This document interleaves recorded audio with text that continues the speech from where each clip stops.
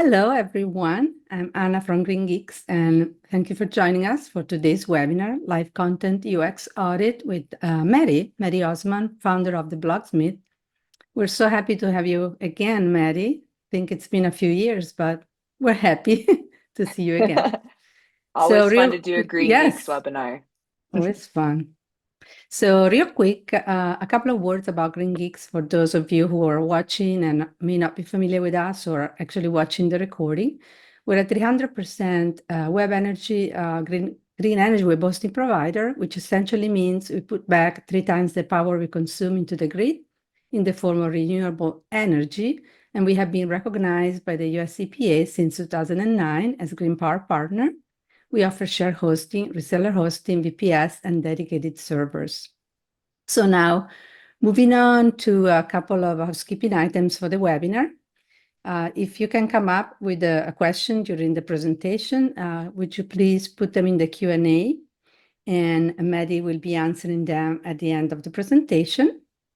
You're always welcome to chat in the chat room, but remember to select everyone if you want everyone to see what you're discussing. And as always, we're recording this presentation, and we will be sending a YouTube link to everybody with the recording in a few days. And finally, we have enabled live transcription for this webinar, so you now have the ability to enable them during the webinar by clicking on the show captions icon. So now that's out of the way, I'm going to introduce Erica from our team at GreenGeeks, Erica Barbosa. She will be assisting us with the chat and the Q&A. So hi, welcome, Erica. Do you want to say hi and say hi, introduce yourself? Thank you, Anna. I am Erica Barbosa. I am from Costa Rica. I work in the partners team, and today I'm going to be in the chat, assisting the chat and sharing some comments. And hope you enjoy today with Maddie. Thank you for being here.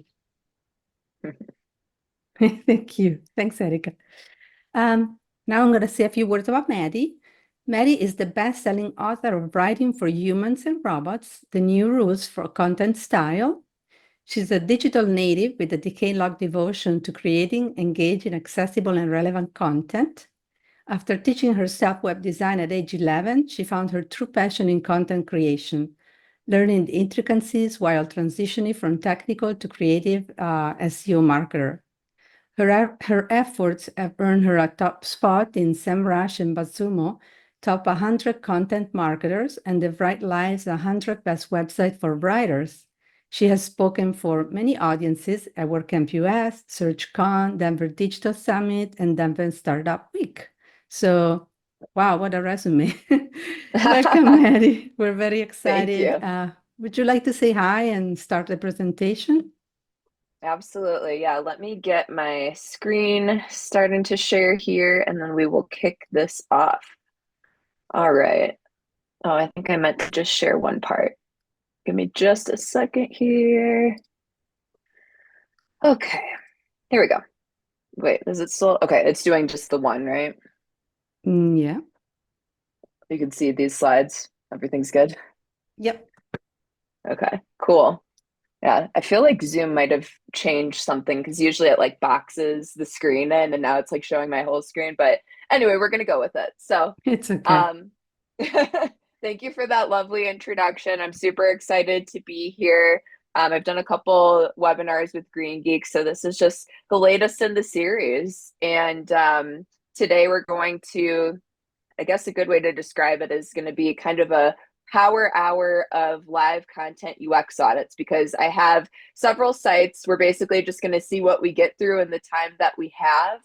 And I guess maybe one note too is I could, depending on the nature of the questions or how many there might be, I could maybe address them in between the different audits. So send them in and we'll see if we can kind of fit them in, if there's like one or two in between, then I'll address them then so that it kind of makes sense, within the context of what we're talking about. So I'm Maddie. I run the Blogsmith, a content agency and consultancy that helps purpose-driven brands drive growth. You've kind of heard the rest of my resume here, so I won't wax too poetic on that. But I wanted to just touch really quick on just like, why are we doing this topic today?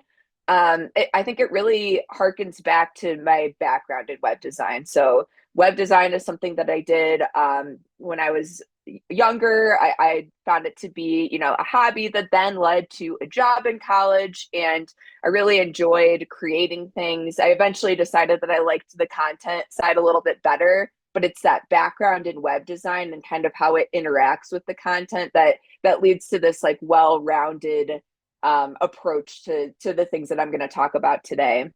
And if you want to dig into this topic from kind of another angle, back in 2019, I did this talk for WordCamp UX or US, and it was about how to perform a quality UX audit on a budget. So it's kind of like if you want to do your own UX audits, with like multiple people, if you want to kind of create a process for that, then that would be a good resource to do that. So I'll just leave that there. I also wanted to introduce the resource of the Blogsmith Style Guide. It's something that really underlies my approach to doing these content audits. So you can access it here. I'll flip my screen to this other screen now, which is this.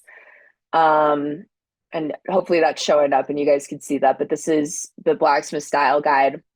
And so anyway, it's just kind of organized by chapters. So this is something that you can use kind of, again, for your own projects. It was really created to bridge the gap between sort of like the elements of style that was written in 1918 and obviously, didn't account for the internet at that time. So this style guide is really about writing for the web.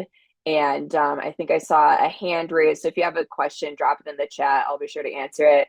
But yeah, so I kind of see this as like a great foundational piece for writing for the web if you're looking for guidance there or to build out your own style guidelines. And the relevance here is that these are the foundational pieces of guidance that we'll be using today in these content UX audits. So without further ado, I'm going to start jumping into the audit. So several of you submitted some pieces of content or your website in general, and then I picked a piece of content to kind of anchor us here. So I'm going to be commenting on like the website experience, where the content lives, but also aspects of the content itself. So I'm going to try to spend, a little bit of time on each website. I'm going to try to make it so that we can go through, I'm going to say at least 3 or 4 of these, and we'll just kind of see how it goes. So the first one that I wanted to bring up, and I'm going to reference my notes as we talk about these. So this is curatorofcontent.com. And I'm so sorry if I butcher anybody's name. Zaira Aiden submitted this piece of content, and the focus was how to increase engaged readers. So I just wanted to kind of start with this because I think that it's a great foundation that could use some more context, essentially.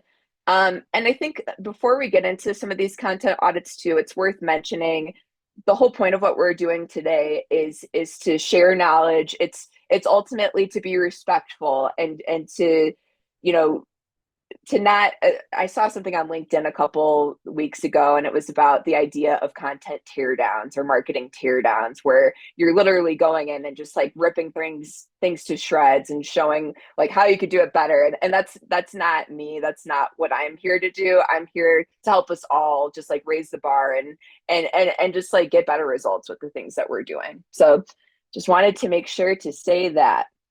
So anyway, with our focus now on the first content audit, and again, how to increase engaged readers. So the first thing that really stands out to me about this site is ultimately that I kind of struggle to see what the underlying goal is here. What is kind of the reason that this site exists? So we have some context clues here. Curator of content for a just world.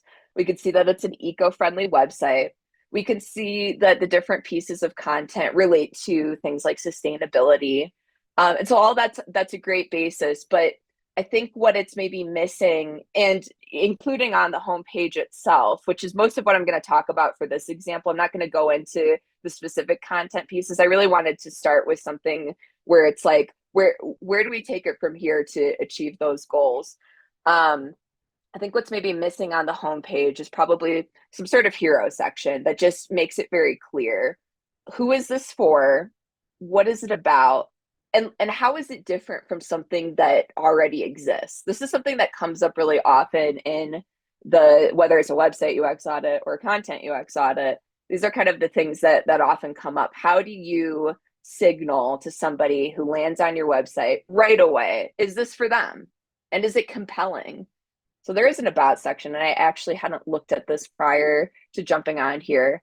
But we do have some great background information about the author, and we're starting to get into like what this is about, right? Like we're starting to get that necessary context. I guess what I'm saying is like, don't let it only live on the about page. You want to weave it in throughout your website, but especially on the homepage. And I do think that some sort of hero image section of sorts would do a great job with that. So that was one of my thoughts here. The other thing that's going to be really important for any site, I think, and this is even outside of SEO, which is kind of like the world that I normally operate in and like the best practices that I would share there.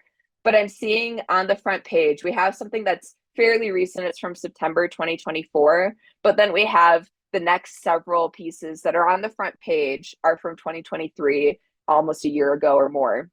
And so, I don't know that publishing dates in and of themselves are super important. It really depends on the subject matter. I would think that something to do with sustainability is a type of industry that does change fast. There's new things that are happening. There's new things to learn, new just like trending news items and stuff like that. So I would think that if I'm like the target consumer for this content, something like seeing something from a year ago might be something that might make me hit the back button and look for something that's a little bit more timely.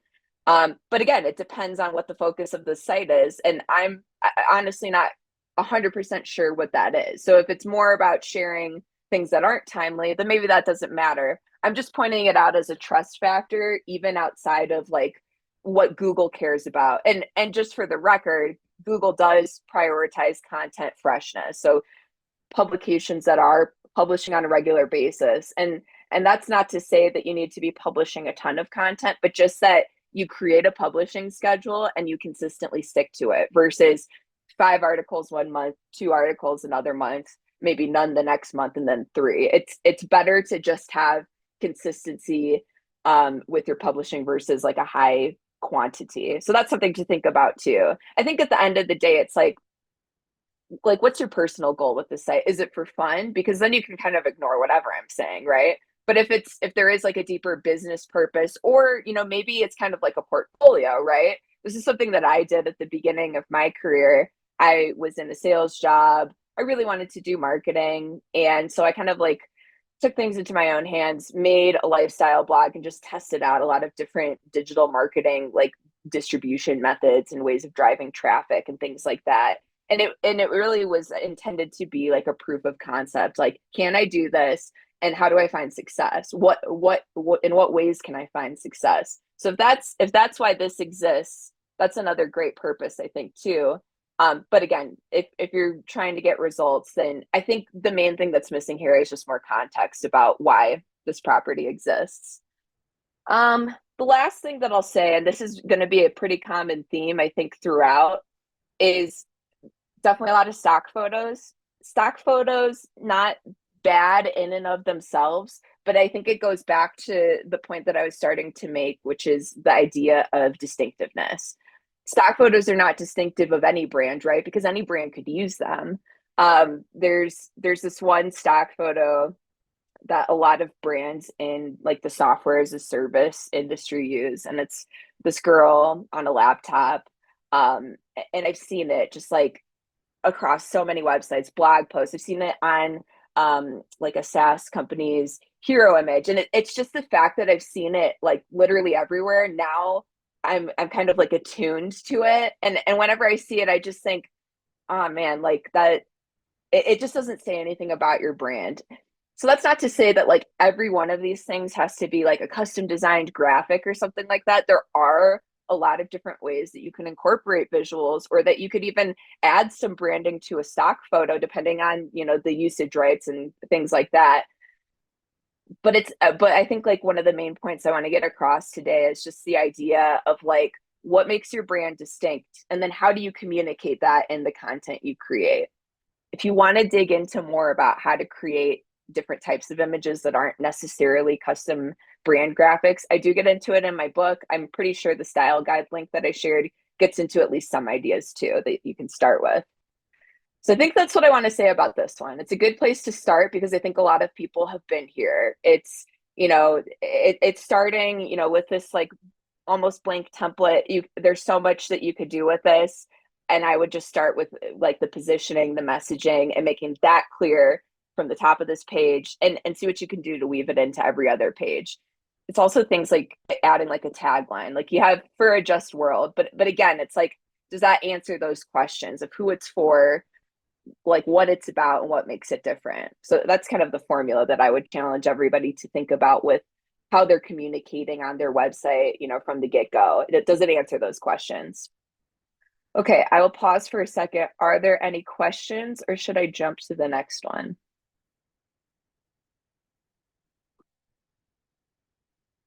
No, I don't see any questions. Cool. Yeah. All right. Let's keep it moving then. Yeah. All right. So this next one is e-learning designs. And I'm just consulting my notes again here. So this is from Christine O'Malley. And she said, overall, I struggle with ways to make my website more engaging. Okay. So what I wanted to audit here for this website is actually the services page, to kind of break things up, because I'll be auditing like a blog post, actually 2 blog posts if we get to them. So this is kind of a little bit different than the other pieces of content, and I thought that was worth just having like that point of view. So basically, if we kind of go down here, we can see that Christine does different things with e-learning. She lists some very specific ways that you can work with her. I also noticed like the women-owned small business certification. This is something that I've been kind of looking into recently, so that was just interesting to me. But she notes that even though she has a certification, she's able to engage with like government entities. Specifically, she's wanting to work with corporations, making the shift to accessible e-learning and contracting with universities and prime vendors. So Christine really serves a couple of different markets here with several different potential services. She has a lot of great testimonials on here. And then if you go to the top of the website, she also has some nice portfolio samples so you can kind of dig into the work more. So the first note that I have about kind of the website experience in general is there are elements of Christine throughout this website, but what I don't see is an about page, unless I missed it somehow. I mean, we have this page that's about accessibility, so it's kind of about-ish, but we don't have like a dedicated about page. That, for example, has maybe like a headshot of Christine and a little bit of her background, and like why e-learning is where like she spends her time, and that's like the career that she's pursued. People say that about pages, they're not really about you. They kind of are, but they're really something that like a business prospect would look at to understand like who's like the team or the human behind this offering. An about page really gives us an opportunity to humanize ourselves to these prospects. And again, it's not about like necessarily like listing all the things that are great about you or whatever, but it's about putting your experience in such a way. It's about like giving the context of that in such a way that your ideal sales prospect could take that and is compelled by that to then get in touch and ideally work with you. So that's one thing that I noticed. This is another just like really simple thing is the way that the portfolio samples, they're just kind of labeled 1, 2, 3. I'm going to pop back to my website really quick and give maybe like an alternative way to think about that. So this isn't exactly the same thing, but the way that we've done like our case studies, as you can see here, is giving them a title that like focuses on, the client that you helped, kind of like the nature of the specific service, and then also like any sort of results that you can put in there that would be compelling, again, to that like ideal target buyer. So that would be one suggestion that I have is like, can you make these more of kind of like a title, like headline? Or is there like maybe there's like a short version you could put here, and then when you click through, maybe you have like a longer title there, because there is a lot of good information here. There's a lot of details about what it would look like. You can kind of get a sense for what it might be like to work with Christine. So all this is really great. But it's just the labeling itself, I don't think is super compelling to click on. And I think that that's a really easy fix is the thing. So let's go back to this page, which is the services page. And, one thing I noticed too is that those portfolio samples aren't linked here. And maybe that's because this website doesn't have a ton of pages. So, maybe the assumption is, well, if they want those, they'll go look for them, right?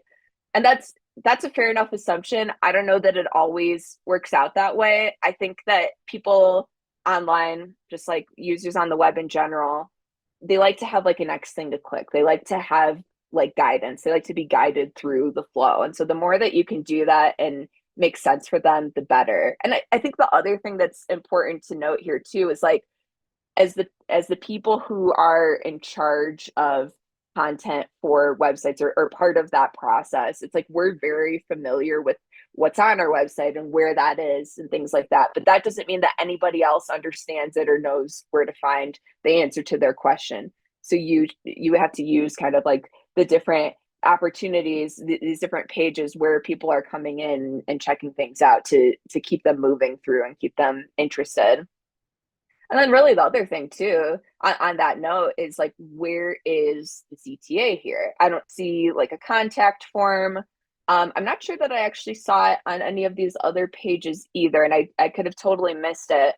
But, you kind of want to, in that spirit of guidance, it's like you want to be guiding people towards your ideal CTA and your ideal conversion or micro conversion. And this page just kind of runs out. There's a lot of great information.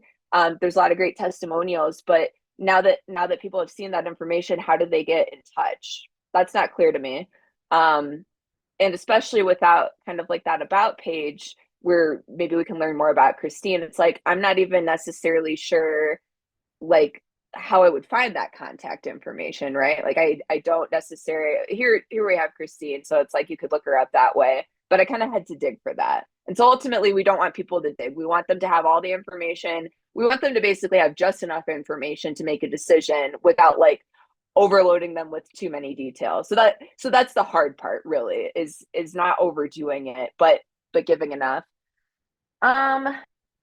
One thought that I had for the testimonials themselves was, potentially we have people here who may not want to be identified. Maybe it's like an NDA thing.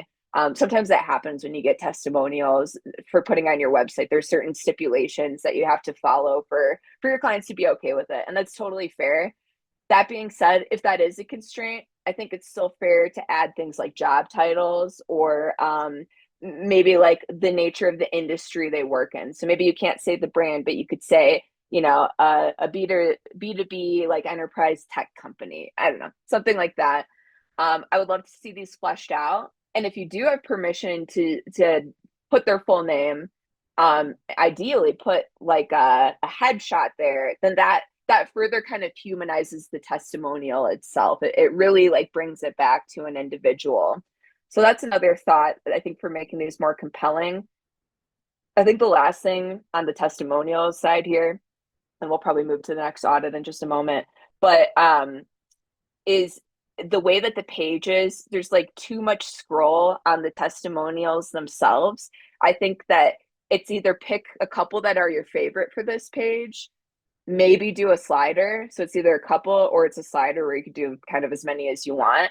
But the other thing about testimonials, and I can't remember who said this, maybe it was Andy Crestodina, but testimonials shouldn't live on one page, whether it's just this page or like a dedicated testimonials page. It's okay if you want to have a dedicated testimonials page, but they're not going to serve you unless you weave them in throughout the rest of your website. So what I would suggest is put them on every page, like put the most relevant ones on these different pages.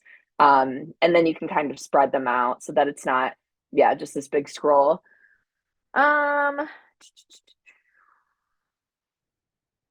that was most of what I wanted to talk about here. I guess the last thing that I'll say just about kind of service pages in general, it's great to give people a lot of options in theory. I think that a list like this gives me a little bit of like analysis paralysis. What would maybe be better is to kind of show, again, like those portfolio samples, right? Like maybe merchandising them on this page. Here's this project where we did it, here's a consulting project. Here's like a specific execution project. Here's a specialty project, whatever it is.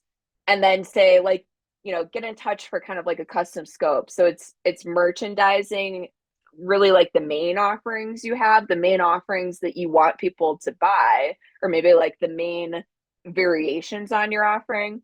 But it's like, be careful about giving people too many options, I guess is what I'm saying, even if you offer them, because people want to be steered right towards the right thing, and they don't want to have to read a lot to get there. People on the internet are just very their attention spans are short, so you have to kind of keep that in mind with anything that you do. It's a good guiding principle. All right, so with that, I'm done with this one, I think, for now. Any questions before we move on to the next? I don't see any questions in the Q&A or see it. I see a Okay, comment Christine, from Christine. glad you're here for the feedback, and happy to, like, if you do make any changes, I'm happy to weigh in too, and hope that's helpful. So cool. So yeah, I mean, I think there's like a takeaway for all of us in that, right? It's just like, it's about guiding people towards like the ideal that you want them to be guided towards. Cool. So I'm really excited about this next one. This is fun. So let me pull up my notes for this one. Okay, so this is from Kavitha. I'm not going to try to pronounce your last name because I'm going to mess it up, but thank you so much for submitting this example. So your comment was how well it conveys my message to the customer and explains the problem statement. How convincing is it for them to send an inquiry, and how can I improve this to gain more leads? Cool. So going through this, so the first takeaway for everybody here who hasn't already looked at this page like I did, is that it's centered around different types of sewing classes. And as we kind of like look through here, we can see that some of them are kind of like beginner friendly, people who want to like get started with it. But then I think I got a sense, I'm trying to remember where I saw this now. I think I got a sense that this was also something that like companies could hire you to do sewing companies for, or sewing classes for their teams. So doing it as like a team building thing. Oh yeah, corporate events. Okay. So there's kind of like two major audiences here. There's maybe like a third audience here too, where it's people who know how to sew, but maybe they want to take on some more challenging projects and things like that. I could be making that up, but I think there's at least two distinct like ICPs that you're going after here. And so really the question is, which one of those is most important to you? You can use your homepage, your content to address both, but I think that you want to be clear as to who's the one that you're really going after. And my guess is that corporate events is probably where the money's at, because they have budget, they're bringing in a team, versus an individual who's just kind of haphazardly booking a class here or there. Maybe they take one class and they churn, maybe they take multiple, but we're talking about an individual versus like the scale that a corporate event could bring. And also, like, those corporate events could also lead to more corporate events within the same company, things like that. And so that's kind of like the underlying question of like what we're going through on this page is like, which one of those is kind of the most important, but then how can we still speak to that other group? A couple notes on just the homepage. I think there's a lot going on here, and so my focus here is on like how can we kind of pare it down a little bit. The first thing is this top bar here. So the first thing of that is that some of these social icons are kind of bleeding into the top. So this is just like a simple design thing, just adding some margin and padding. This is something that I notice a lot about a lot of different websites. It's like different sort of spacing or like formatting issues. And it's not a huge deal, at least like at first blush. But I think it's one of those things where if something just feels a little bit off from like the norm that you expect, it starts to kind of mess with you subconsciously, at least it does with me. And then it kind of hurts trust, I think, in general for like going through the rest of your content. So little things like design, maybe it doesn't seem like it matters that much, but I think that people, even if they don't really know that that's what they're reacting to, I think they still subconsciously do. And then it like gets in the way of your message. We also have a search bar here. And so, I'm questioning if that needs to be there. I'm thinking probably not. It depends. Like, are people using that search bar? And if you use Google Analytics, I think there's an option in there where you can see like what people are looking for on your site. But I think it might be more important to just make sure that the navigation serves the purpose of, the ideal of who you're going after. And we also have this My Account. And so it's like, that's probably important once you get people who are kind of like in this ecosystem, ideally repeat customers. I don't know that that would be the biggest call to action, this big button, that has that special formatting that kind of like makes it look a little bit different than the rest of these menu items. I don't know that that's what I would put, at the very top and in this sort of like prime real estate. I think what would be more important would be something about getting in touch, maybe it's this like signing up, just again, without knowing like kind of like the full flow of how you get customers. Those are just thoughts that I have. So this is another like really little thing.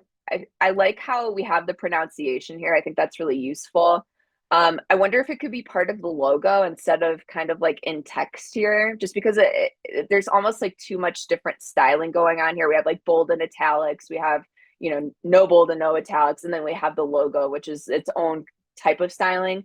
My kind of guideline in general when it comes to just like the basics of style and branding is like, you kind of want to have, you want to keep things really simple in terms of your typography. You want to have, kind of like your heading and like title font, your like maybe menu could be the same font. And then you have like a body font. And then you don't kind of like go too far outside of that box. So that's not exactly what's happening here, but I'm just saying that the more variation within these different, but like the title, the menu, the body, the more variation, the more cluttered it starts to look. So that's like a super minor thing, but it's just something that I noticed.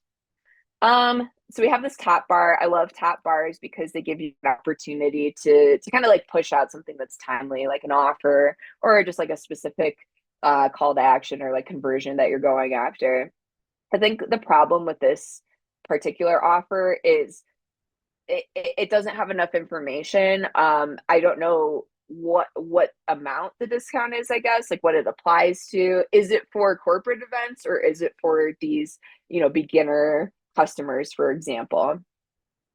Another thing just about photos in general is whether you stock photos or not, you always want to use the highest definition version of those photos. This one is great because it shows like actually like the classes like happening. And so that's lovely. But the problem is that it's a little bit blurry, and something with a little bit more higher definition, I think would just be more compelling to me as like a potential buyer of this service, of these workshops, these classes. Same thing with these. It's just getting a little bit fuzzy. This one's better. But just something I think for everybody to keep in mind as we kind of like blow things up, you have to make sure that it still retains that dimensionality, that resolution, really. I think the awards are really great. I think they should probably be higher up because that's kind of your social proof for example, like these corporate events. We have some upcoming classes, so that's great to just know some of the options here. So yeah, I think it's like merchandising, just different options in general is great. But these all seem like they're for that more like beginner audience or like the non-corporate audience. So it's like, I'm still not sure how this relates to the corporate events. Again, if that is something that's important to you, maybe it's not. So then we have happy participants. These are really great. This is another thing that, maybe goes higher up. I would say that you would probably want to reduce the space it takes up. Like if you could put this image more in line with these other ones and maybe bring them down a little bit. That would be good, just because the homepage is just very prime real estate. You want to make the most use out of it. So wherever you can kind of reduce spacing for sections, I would suggest doing that. We have some good testimonials here to pair with that. But, again, so now we have some products. So now I'm kind of confused, to be honest, because we're talking about classes. This is the first mention of products, and it is related. I think it has like a tangential relation, because it's like, okay, these are things that like the person putting on these classes has created, or maybe they curate from other sellers that also like have high standards when it comes to sewing and things like that. But now we're kind of adding like a third call to action, or like a third potential audience here, which is not a bad thing, but I don't know if it's going to serve the purpose of getting those class participants on this homepage, if that's your most important call to action, or if that's your most important goal here. We have a little bit about sustainability. And I do think that a homepage should like harken back to that sort of like about page. And so maybe this is a good place to do that. But what I would do is maybe more tease at it and drive people to the about page, where they can learn more about the mission without it taking up a lot of homepage real estate. When again, it's like, you want to give people just enough information, but you don't want to overload them. This page is getting pretty long, and so I'm worried that we're getting into overloaded territory here. So then we have some examples from the blog, or some like the most recent blog roll. I think that's great. We have our contact form. I think that that's another thing. Again, if you want people to get in touch, which I'm sure you do, that needs to be maybe like merchandised a little more. I'm just going to click this button because I was wondering if that would lead to the contact form. And it does lead to a page where you kind of learn a little bit more. But this one actually doesn't have a contact form. So that's the thing too. I think it's all about closing the gap for that desired action you want people to take, and never letting them kind of like go to a page with a dead end. And so it's like, what's the call to action for every page? What's the most important call to action? And how do you support that? So I wanted to talk about the homepage, but I wanted to also take this opportunity to look at like a great long form blog example, because that's kind of like the point of these content UX audits. It's getting into like the nitty gritty of the content itself. So my first thought on this page is, again, that like this header hero image area, it has kind of a stock photo, and it's not super distinctive, at least of the topic. I think that it's trying to be evocative of like nature and sustainability, and I follow that. I get that. But this particular topic, which I just kind of chose at random, is about how to stitch a bag. And so I would expect the imagery accompanying that, that represents it as like the header image, to have that in mind. Let me see some of my other notes here. So as we go through, one thing that I like to draw attention to, because this happens on a lot of these audits that I do, is just like where the chances for inconsistencies can happen. So one thing is like the spacing between sections. Let me see if I can find an example here. I thought I saw one earlier. For example, here's like a heading, here's spacing, and then here's like the body copy. But then here's like another heading that's the same level. So if we were to inspect it, let's just see if I can do this really quick. It's probably like an H3. Okay, yeah. So that's an H3 heading. And then if we get out of this one's probably also an H3 heading. It says it's a span. Okay, it's an H3. And so I would kind of expect that consistently within the article, when you're using a certain heading, that the formatting around that also follows the same guidance. So for example, this is an H3, this is the body copy. This is an H3, this is the body copy. So why is there an extra space here? It's super nitpicky, right? But it's that idea of like consistency in formatting, and that subconscious effect of like something is just a little bit off here. The other thing that I noticed here too, and these are all these are mistakes that everybody makes. So I just want to be very clear about that. I make these mistakes. Up here we have bold, and we have these like, they're kind of list items without the bullet points. But as we go down here, we have bullet points. These aren't bold. It seems like those could be the same type of formatting. And maybe the idea was that these are kind of longer, so it doesn't make sense as a bullet point. But I think the more you can standardize formatting so that the things that you expect to look the same, the better the reading experience is ultimately. So what else did I want to say? There's a lot of great instruction here. What I would maybe expect some more of is like the step-by-step. And there is a video here, by the way, that if I played it, it would show you how to do these things step-by-step. I can't remember where I saw this, but some content experience that I interacted with recently was showing some sort of like how to, and it was similar to this. It was like a tangible thing that you create with your hands sort of thing. I think what would be really great is you could take this video that you already created and chop it up into little GIFs. So each section, here's the GIF of that section, or you could chop it up into like little short, I don't know, 5 to 10 second videos, whatever makes sense, so that it's like, okay, so you're here, here's that step. You're here, here's that step. Instead of kind of waiting for the end, because at this point, people may have bounced, right? If they don't know that that's coming, or that you're kind of going to show them that, because I mean, I'm sure like the types of people that you are wanting to bring in for these services, whether it's a corporate event or an individual in the sewing class, for example, they really are craving that sort of DIY, that tangibility, that like get my hands dirty sort of things. And so if that's not reflected in the blog content itself, which I'm not saying that it's not, I'm just saying like how do you give that experience to somebody online so that you compel them to come and work with you in person? And I'm just saying that that's probably a good way to do that. One thing that I thought was interesting, there's a couple things at the end here, this like resources and interesting news. Like this totally makes sense, having like a plug, like, oh, come in for a workshop.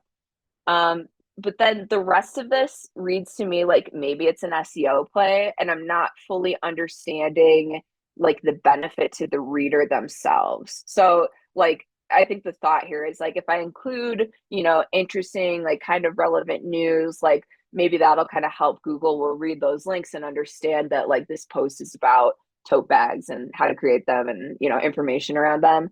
I personally have not seen kind of like this, like what I do see a lot of, just to kind of put this into context, is a lot of brands are adding like an FAQ section at the end of their blog posts now. And I think even in like the GreenGeeks webinar, that was a thing. And that is definitely in part like an SEO play. It's also in part just like a customer experience thing to kind of get ahead of those questions.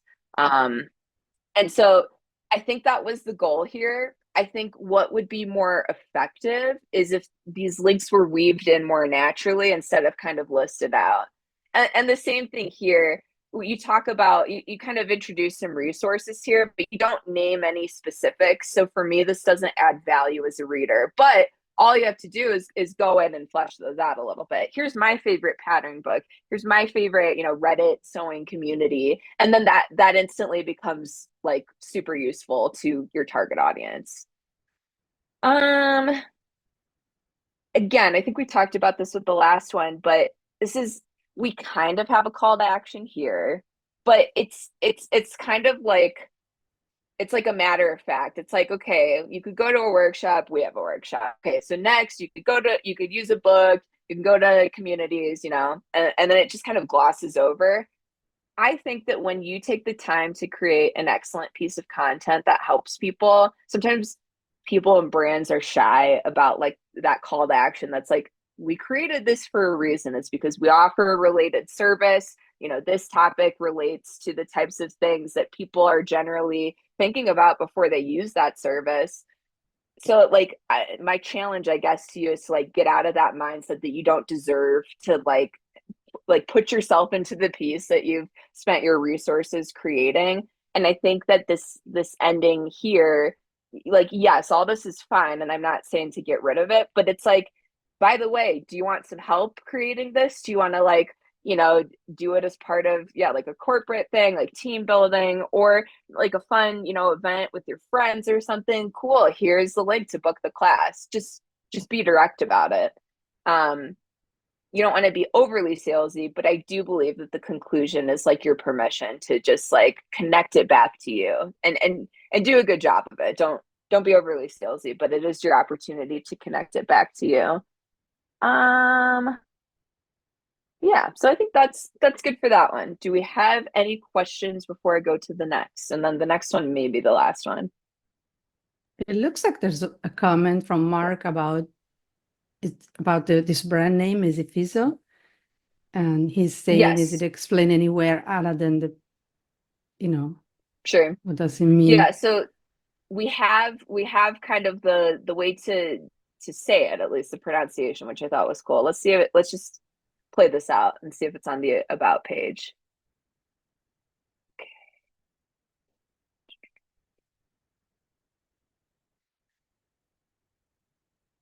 I'm not totally sure that the name itself is explained outside of like, you know, kind of like the underlying idea and the pronunciation. But I think that's a really great point.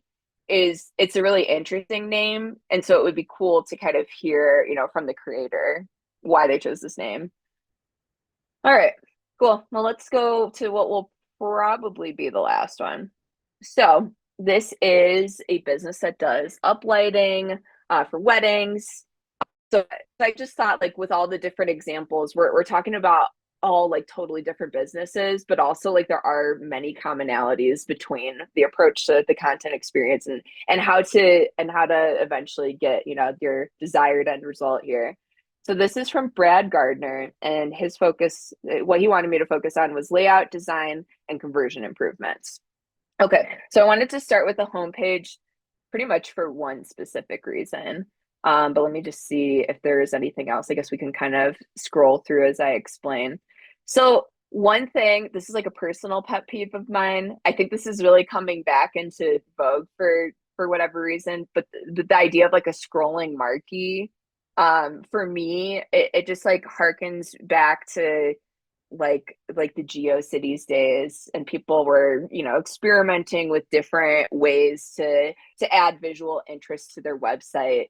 And they certainly like had their time in the sun. I don't know that it is something that works today. And maybe I haven't really thought about this, but maybe the reason why is just because it is so like distracting. Like it draws your eye and then it kind of takes away from the rest of the site. And I mean, I guess it's like if you have like a really great message to put in there, maybe that's a way to get attention. I guess what I'm trying to say is like maybe it's not the right way to get attention. I would maybe like the solution here is use a welcome bar so that you could put it front and center, but it's not like twitching and scrolling and kind of like becoming confusing to the eye. So that's like most of what I wanted to say on the home page itself. I guess since we're here, I'll comment on a couple of things. I noticed that what's probably happening in this theme is that it's pulling like the initial text from each of these pages. These are like service pages or things like that, just different details about how to work with Wilmington uplighting. And what's happening is it's kind of like cutting off. Like there's probably some sort of like character count excerpt snippet thing. And so the problem here is that, I mean, okay, actually, no, I'm lying. It's just formatted a little strangely. So where it kind of looks like it's that like excerpt thing, but that's actually not it. I guess what I'm trying to say is like, in general, you don't want to have something that's like, click here or like, learn more is okay, but is there like a better call to action that we could add here? Maybe it's like, learn more about our innovative event lighting, learn more about how easy it is to work with us, learn more about how you could bring your dreams to life. I know it says it up here. I'm just saying that the way that it's formatted right now, it just isn't super compelling. I would also maybe make these buttons too, whether it's learn more or some other text. And then, yeah, just kind of fixing the formatting. Because another thing that I'm noticing that threw me off is there's like a double space here, and then there's like a double space here, but the rest of it is single spacing. So again, what I'm trying to say here is that it's like those little teeny things that like start to bug you and start to make you question, like, why does this one have 3 dots, but this one has 2 spaces? I don't know. Like maybe that's just something that I noticed, but I think that there's a lesson in there that it's like those little details matter. Again, I'll comment on the just like the pictures. It's like this is like almost certainly from an event that you helped with, which is great, but it's getting kind of fuzzy as it gets blown up. Um, I mean, maybe some way to salvage this picture if the resolution isn't there is to maybe add some sort of like a blur transparency. Um, but just to note, because with uplighting, I would assume that it's like that aesthetic, that visual, even this image too. Like that's what we're going after, right? So we want to put our best foot forward with communicating that to people, that the aesthetic matters and that you're showing that it matters like through this website. So we have like some different implements here. And so this is maybe where I'm getting confused because it's like we talked about or like the website's about uplighting. We're kind of talking about that uplighting here. And I got married a couple years ago, so I'm like kind of familiar with just like how different vendors work and things like that. But like some of these, like this arch, it's like I don't know that I would necessarily know that like an uplighting company would have that, and maybe that's because I'm just like further out of like wedding planning at this point. But maybe there needs to be something up here in like this like sort of hero image area that says like, and it says it, in the menu itself that there's like rentals and things like that. But I think this is the place to sort of say, this is what we do, and here's like the different elements of that. So, like for example, maybe it's pulling these 2 points together about we make it easy and we like facilitate your dreams, and then we do lighting, and then we also do rentals. Like maybe those are like the 3 points that happen up here, for example. We have some great reviews here. We can see like the images of these people, their names. So I think that's really great. I like that there's like a little sort of snippet of the review. Again, I don't love things that kind of like bounce around like this. It's just because I think that it takes away from the rest of your website content. But I think that that's what I wanted to say mostly about this page. It was mostly the like scrolling marquee, and then really just like again, like it's like what do you want people who are coming here for the first time to focus on? What do you want them to know about your business? And it was the same thing with like the sewing lessons, right? It's what are like these major offerings, and what are maybe like the minor offerings that we don't need to talk about here, but we can merchandise throughout the other pages. So I'm just going to spend, like a quick minute or two on one of these blog posts because I think that there's some things like that we could all learn from here.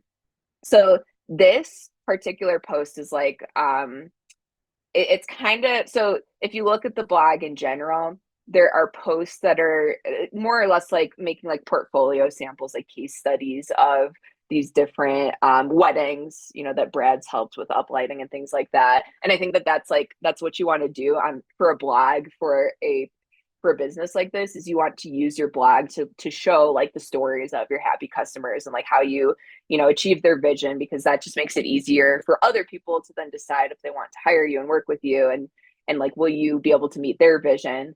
But this particular topic, it almost sounds like, it's starting to get into like more of like an article.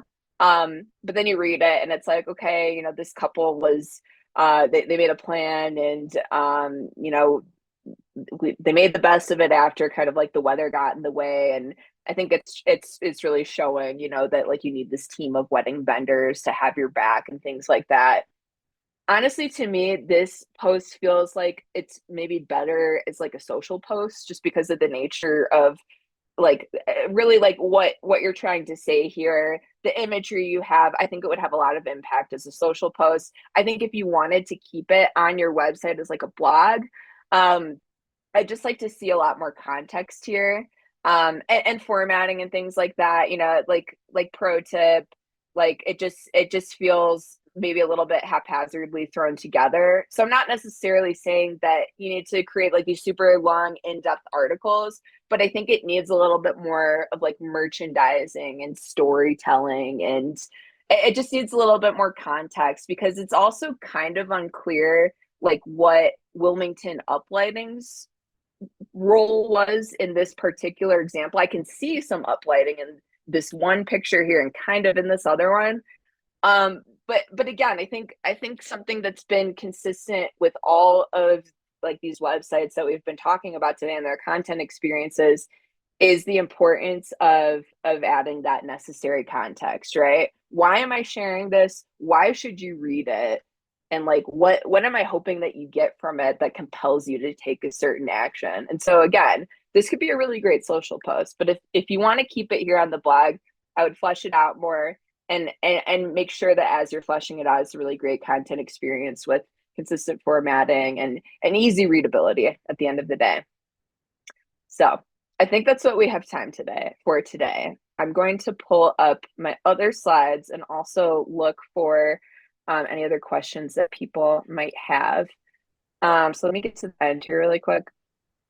And I will say, if anybody who submitted an audit and I didn't get to it and you want me to do one of these quick ones, so I do every other week I do LinkedIn live audits and I'm always looking for volunteers.